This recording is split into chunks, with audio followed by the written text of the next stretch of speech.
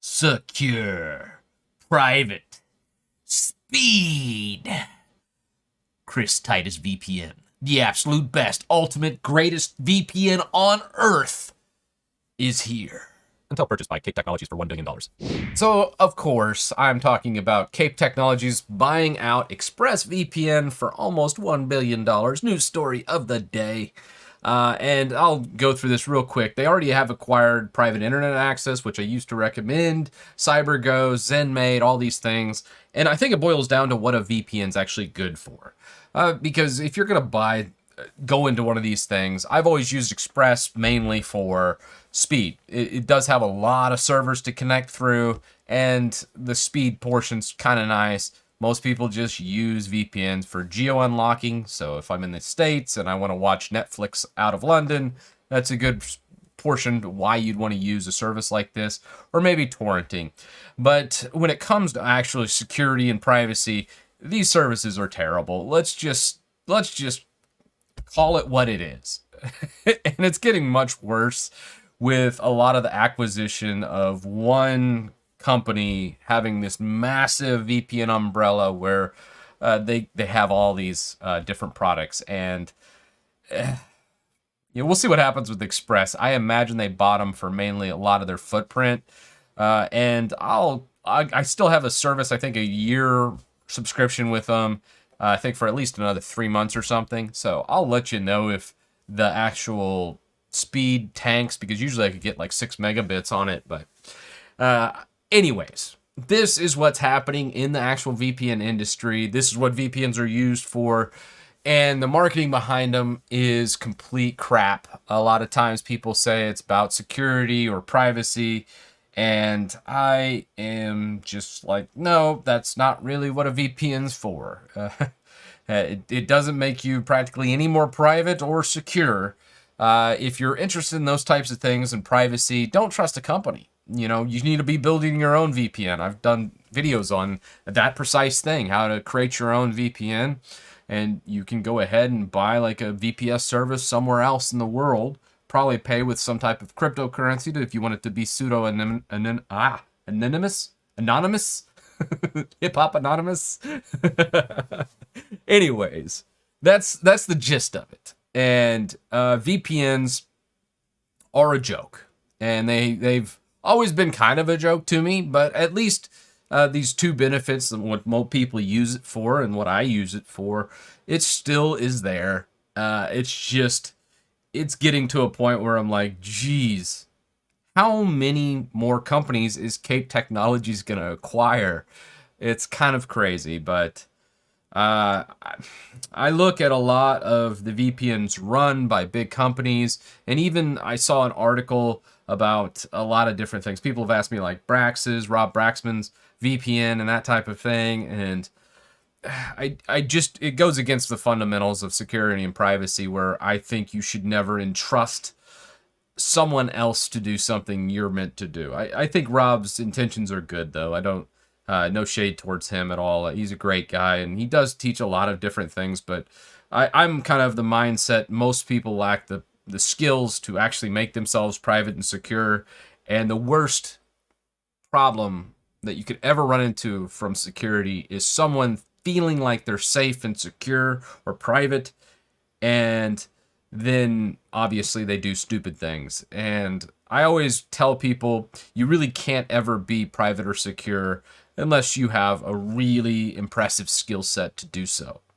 Much like Edward Snowden, understanding like Cubes OS and compartmentalization and securing connections a proper way. Nobody really has these skills to do it properly. If you're a normie, forget about it. Just don't even bother with a VPN unless you're doing the geo unlocking like I talked about at the start of the video. Sure, it does that. But security and privacy is not what a VPN is for, regardless of the billions of advertising dollars that are spent on them. Getting back to Cape, though, and companies in general, a lot of people have mentioned Proton VPN, and it's kind of funny. I look at these and I'm like, guys, I don't know how many times I have to tell y'all, don't trust companies, period. I don't care where they're located in the world. Just because they're out of like the Five Eyes doesn't mean jack. people can still have to answer to local authorities, and this is what happened with Proton. Back on the 6th, ProtonMail comes under fire for giving authorities an activist's IP address. They actually gave up French climate activist's IP to the Swiss police, and a lot of people thought, hey, ProtonMail was safe and secure. And I've always said, hey, if you're not running it yourself, just know that it's probably not as secure. And as much as I hate to admit this, a lot of times when it comes to like Gmail or Outlook.com and these types of things, they have such massive data centers that a lot of times they have a hard time complying with authorities because of the actual amount of data they have. So to think that you're more secure because you're on this more oddball or out of the way one, to me, I've never been a fan of security by obscurity. And that's what a lot of people are doing when they use a service like ProtonMail or any of these other ones. So just know, do your homework, do your research. If you're really, really obsessed with security and privacy, you need to be building all your own and hosting your own. When you host, I would say, again, look for VPSs and those types of things you can buy with regular sources that can't be traced back to you if you really want to be private and secure. But again, most people lack this knowledge, and no service for $9.99 a month is going to give it to you. It's a joke. The whole security and privacy industry is a giant joke, and it's just a way for you to lose money and for them to depart you from your wallet and hard-earned cash. There's some benefits, of course. I did lay out that at the very beginning, but this whole Cape Technologies, and lately this past couple months, I've talked about de-Googling phones and all this other stuff. And I just see how the world works nowadays. And it's, I've pretty much just thrown my hands up and just said, it's not worth talking about.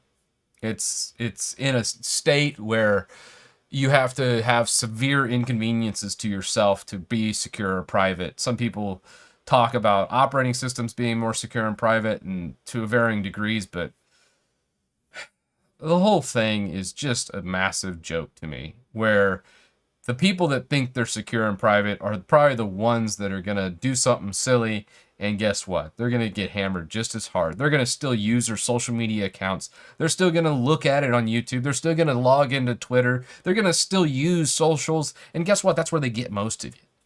And they'll be like, oh no, I'm using a pseudonym or something like that. I've registered this elsewhere, and I'm like, right, okay. You cross-pollinated somewhere along this lines, and they're gonna track you and get you.